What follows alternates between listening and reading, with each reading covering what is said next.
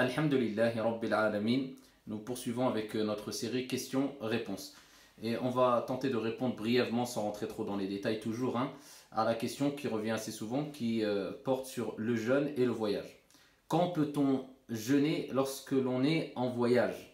Donc il faut savoir déjà qu'Allah Jalla wa Ala a permis, a donné l'autorisation de rompre le jeûne lorsqu'on est en voyage. Après on verra quelques divergences rapidement, Inch'Allah, wa billahi tawfiq. Allah Jalla wa Ala dit dans le Coran al-Karim: فَمَنْ كَانَ مِنْكُمْ مَرِيضًا أَوْ عَلَى سَفَرٍ فَعِدَّةٌ مِنْ أَيَّامٍ أُخَرَ. Lorsque l'un d'entre vous est malade ou bien en voyage, il jeûne un nombre égal d'autres jours. Donc il doit rattraper ses jours.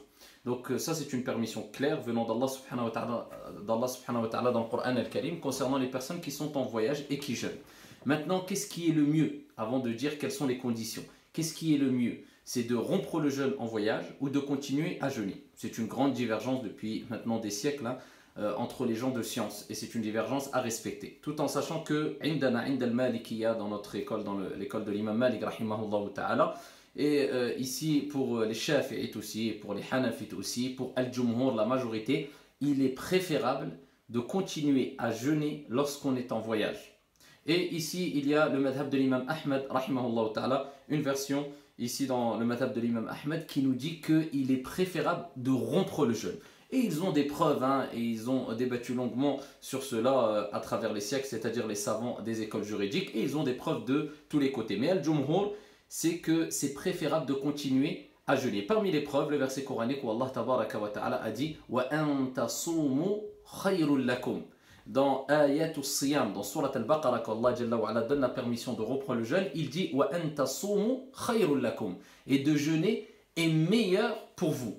Et ici, les Hanbalites ont leurs preuves aussi. Et ils utilisent, toujours dans Surat al-Baqarah, les versets concernant As-Siyam. Et ils utilisent le verset coranique où Allah tabaraka wa ta'ala dit, ici concernant la permission de rompre le jeûne, ils utilisent le verset où Allah Jalla wa Ala dit Yuridu Allahu bikumul yusr wa la yuridu bikumul usr. Allah veut pour vous la facilité et il ne veut pas pour vous la difficulté. Et il y a plusieurs preuves des deux côtés, mais il faut savoir que Al-Jumhur, la majorité, disent qu'il est préférable de poursuivre son jeûne lorsqu'on est en voyage, sauf si cela devient pénible pour nous. À ce moment-là, il n'y a aucun mal, et c'est même peut-être préférable dans certains cas de rompre le jeûne. Donc ça c'est concernant rapidement quelques points de divergence entre les gens de science. Tout en sachant qu'un hadith qui est à retenir, qui est important, c'est un hadith rapporté par l'imam al-Bukhari, et qui est relaté aussi dans Al-Muwatta de l'imam Malik rahimahullah ta'ala, selon Anas radiyallahu anhu warda, qui a dit Safarna ma'a rasulillahi alayhi salatu wa salam fi Ramadan. Regardez le comportement des compagnons. Il dit on a voyagé avec le prophète alayhi salatu wa salam pendant le Ramadan. Falam ya'ibi as-sa'im 'ala al-muftir wa la al-muftiru 'ala as-sa'im. Et il dit celui qui était en jeûne ne reprochait rien du tout à celui qui avait rompu le jeûne pendant le voyage.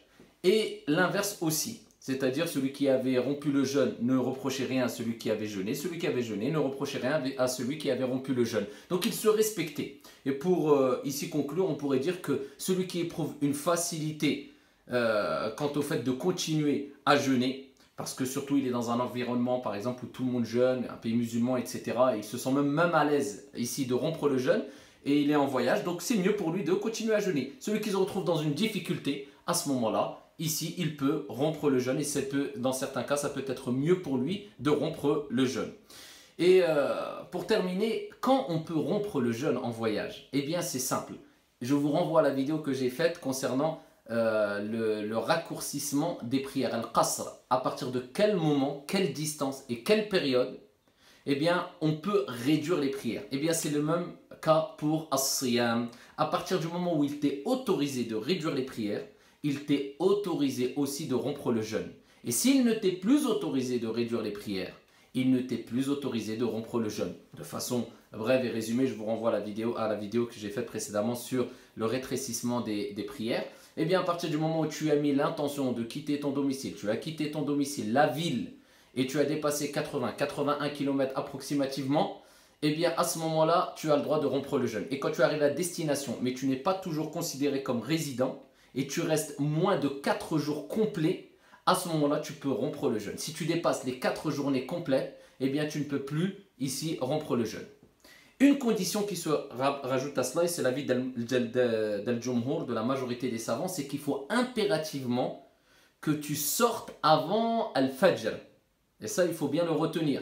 Si la personne sort après le Fajr, par exemple la Salat al-Dhuhr, elle sort pour voyager. Elle est en voyage. Elle a dépassé les 81 km, mais elle est sortie après le Fajr. Donc elle a commencé la journée en étant en jeûne. À ce moment-là, elle ne peut pas rompre le jeûne. Et ça, c'est l'avis de la majorité des savants. Il faut qu'elle ait eu l'intention avant le Fajr de rompre le jeûne la journée et de voyager. Et qu'elle soit sortie avant le Fajr.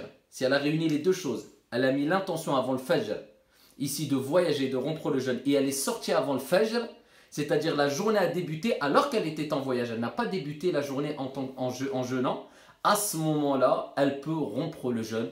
Et ici, il y a une version chez l'imam Ahmad et d'autres qui disent que non. Ici, même si elle est en voyage, au milieu de la journée, pardon, et qu'elle a entrepris un voyage, à ce moment-là, à partir du moment où elle a entrepris le voyage, elle peut rompre le jeûne. Ça, c'est l'avis d'Al-Hanabila, et ils ont leurs preuves. Mais Al-Maliki et Al-Jumhur, on doit impérativement sortir avant le Fajr et avec l'intention de voyager, de rompre le jeûne, si on veut pouvoir bénéficier de cette permission, c'est-à-dire rompre le jeûne pendant le voyage. Wallahu ta'ala a'la wa a'lamu ahkam, et on se donne rendez-vous à une prochaine vidéo, incha'Allah ta'ala.